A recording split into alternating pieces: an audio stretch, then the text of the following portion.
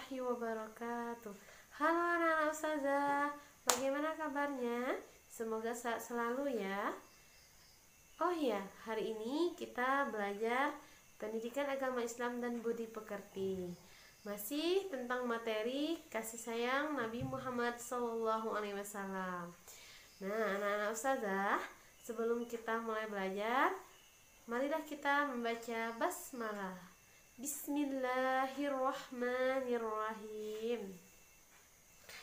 Nah, sebelum kita masuk pada pembelajaran, Ustazah ingin menyampaikan tujuan pembelajaran kita hari ini. Yang pertama, siswa mampu meyakini kebenaran kisah Nabi Muhammad SAW.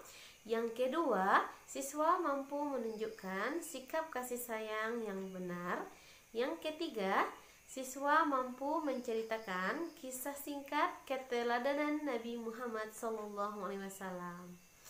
Nah, anak-anak ustazah, sebelumnya anak-anak ustazah ada yang tahu apa yang dimaksud dengan kasih sayang? Ya, benar. Kasih sayang adalah perilaku dan sikap yang menghormati dan mengasihi semua ciptaan Allah. Nah, anak-anak ustazah, kehidupan di dunia ini akan terasa damai, sejahtera, dan bahagia karena adanya kasih sayang. Nah, kasih sayang seperti apa yang diberikan oleh Rasulullah SAW yang dapat kita rasakan?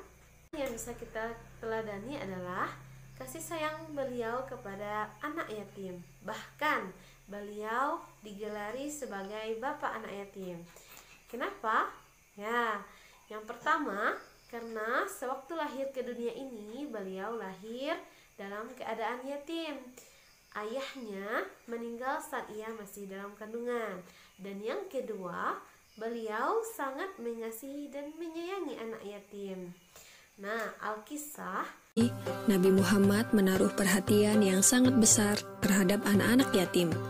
Pada suatu hari raya, Nabi Muhammad pergi keluar rumah untuk melaksanakan sholat Idul Fitri. Sementara anak-anak sedang bermain dengan gembira di jalanan. Namun di kejauhan, tampak seorang anak kecil duduk berseberangan dengan mereka yang sedang bermain. Dengan pakaian sederhana dan tampak murung, ia menangis terseduh. Melihat hal itu, Nabi Muhammad segera menghampiri anak tersebut, lalu beliau berkata, "Nak, mengapa kau menangis dan tidak bermain bersama mereka?" Anak kecil itu tidak mengenali bahwa orang dewasa yang sedang berada di hadapannya adalah Nabi Muhammad yang merupakan utusan Allah. Ia pun menjawab, "Paman, ayahku telah meninggal.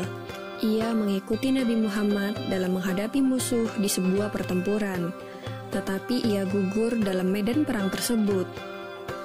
Nabi Muhammad mendengarkan dengan seksama rangkaian peristiwa dan nasib malang yang menimpa anak tersebut. Anak itu pun melanjutkan ceritanya. "Ibuku menikah lagi. Ia mengambil warisanku yang merupakan peninggalan ayah, sedangkan suaminya mengusirku. Kini aku tak memiliki apapun.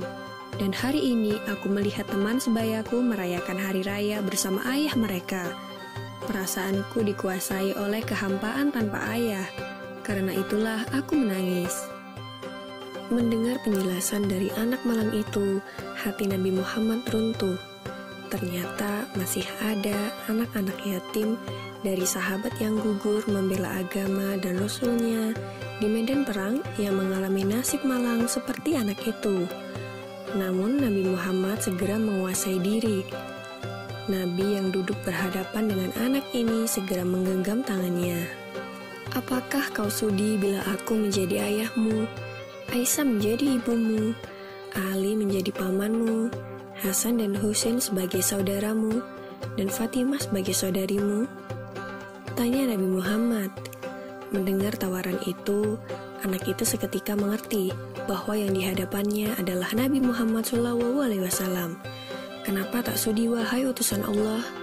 jawab anak ini dengan senyum terbuka. Nabi Muhammad kemudian membawa anak angkatnya pulang ke rumah. Di sana anak ini diberikan pakaian terbaik. Ia dipersilahkan makan hingga kenyang. Penampilannya diperhatikan, lalu diberikan wangi-wangian. Setelah selesai, ia pun keluar dari rumah Nabi Muhammad dengan senyum dan wajah bahagia. Melihat penampilannya yang sudah berbeda, para sahabatnya yang semula sedang bermain bersama mulai bertanya, "Sebelum ini kau menangis, tapi kini kau tampak sangat gembira."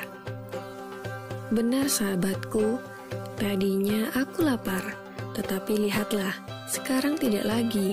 Aku sudah kenyang.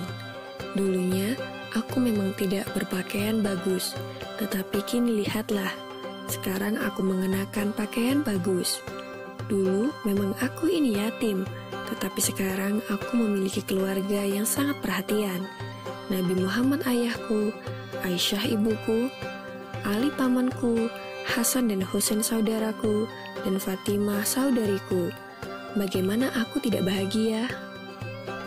Mendengar cerita sahabatnya, mereka tampak menginginkan nasib serupa. Sampai salah satu dari mereka berkata, "Coba saja ayah kita juga gugur pada peperangan itu, sehingga kita juga diangkat sebagai anak oleh Nabi Muhammad."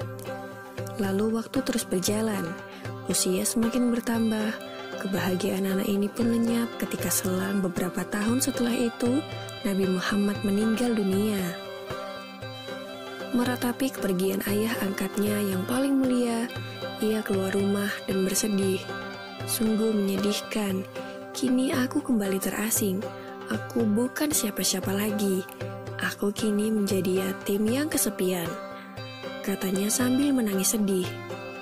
Sayyidina Abu Bakar Asy-Siddiq yang menyaksikan anak ini segera memeluknya. Sayyidina Abu Bakar kemudian mengambil alih pengasuhannya. Wallahu alam. Semoga kisah ini dapat mempertebal iman kita dan semakin percaya terhadap kebesaran dan kuasa Allah Subhanahu wa Ta'ala. Amin ya Rabbal Alamin. Nah, seperti itulah Rasulullah SAW menyayangi dan mengasihi anak yatim. Anak-anak ustazah, Nabi Muhammad SAW adalah teladan dan rahmat bagi seluruh alam.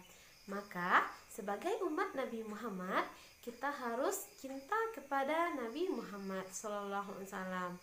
Bagaimana caranya ustazah untuk bersikap kalau kita itu cinta kepada Nabi Muhammad?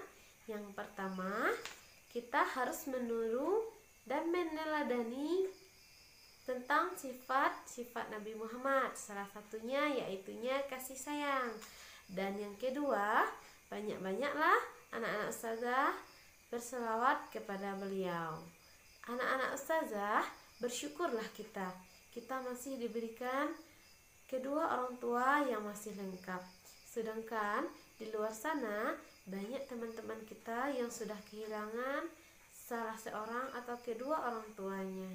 Seyogyanya, marilah kita berbakti dan menyayangi kedua orang tua kita.